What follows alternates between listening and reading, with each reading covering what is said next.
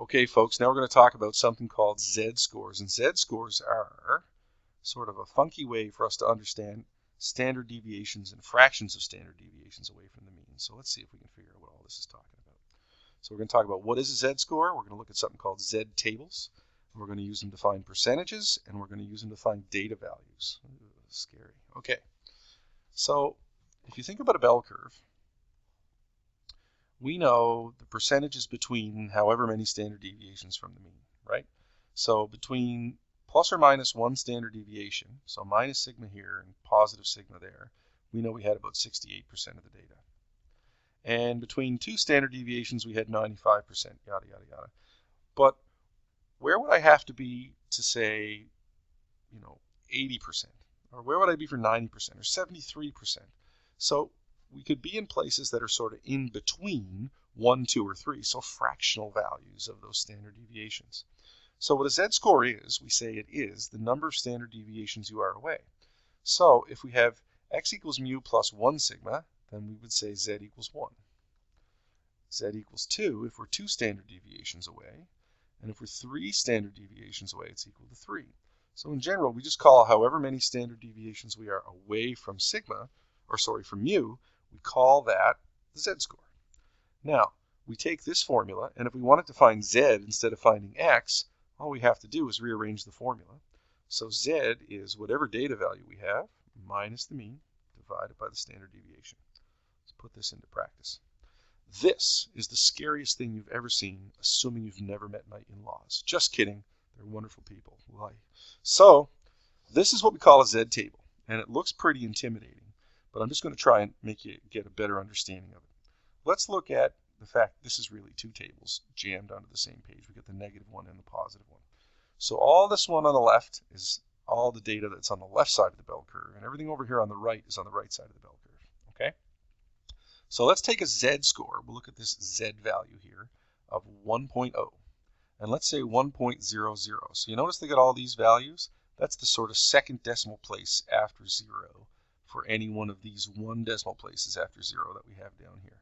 That's all. So if I wanted 1.02, I'd go to my 1.0 spot, which is over here, and I'd go all the way over to 1.02 here. So if I said 1.02, so a little bit more than one standard deviation to the right of the mean, what that tells me is that 0.8461 means that 84.61% of the population is to the left of that. So the z-table always tells you the percentage that's to the left. Not the percentage that's within that many standard deviations, but it tells you how much of the data is to the left. Okay?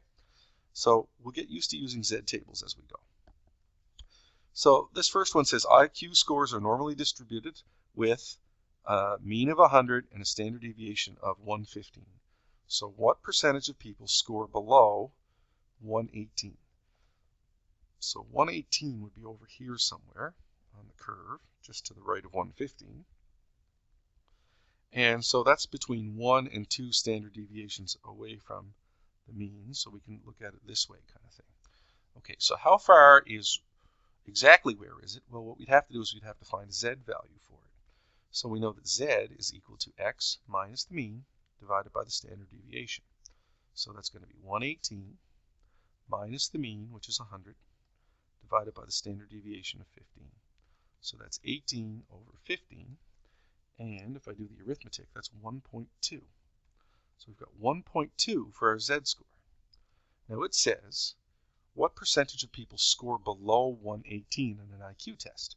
So that would sort of be, if this is exactly 1.2 here for the z-score, what percentage of people score below that would be what percentage of the area under the bell curve that's to the left of that.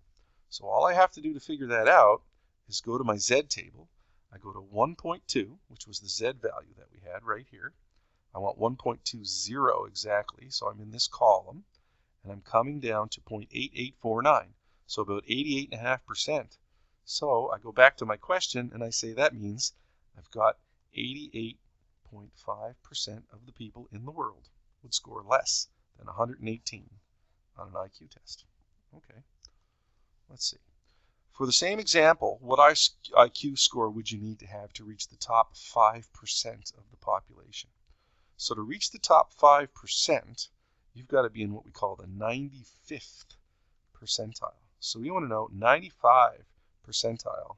Okay, so what would the Z score be that would get you there? And once we know Z, we can use it to figure out X, remembering that our mu is 100 and our standard deviation is 15. Okay, so let's figure out when we got 95%, so that's 0.9500 has to be the number that we want for percentage on our table.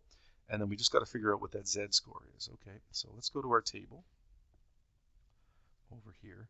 And we want 0.95, and you can play around with this for a while, but you'll notice that the numbers sort of go increasing and decreasing across the rows. So we want 0.95, 95%. I'm looking somewhere in this vicinity. It's in between those two numbers. So to be safe to say that you're above 95%, I guess we'd go with this one, to be above the 95th percentile. So that's going to be at Z score of 1.65.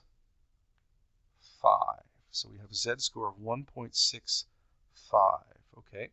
So for this question, that means Z has to equal 1.65. So what score does that mean we'd have to have on the IQ test? Well, remember, Z was equal to X minus mu over sigma. So X is actually equal to, as we already saw, mu plus Z sigma. So that's going to be 100 plus 1.65 times our standard deviation, which is 15.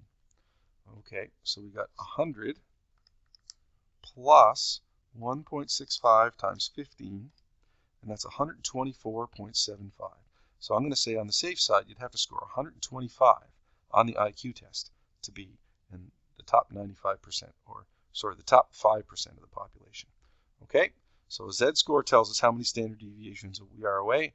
There's your formula to find it. We use Z tables to convert from percentages, and we can go back and forth with percentiles, etc. Hope that helps.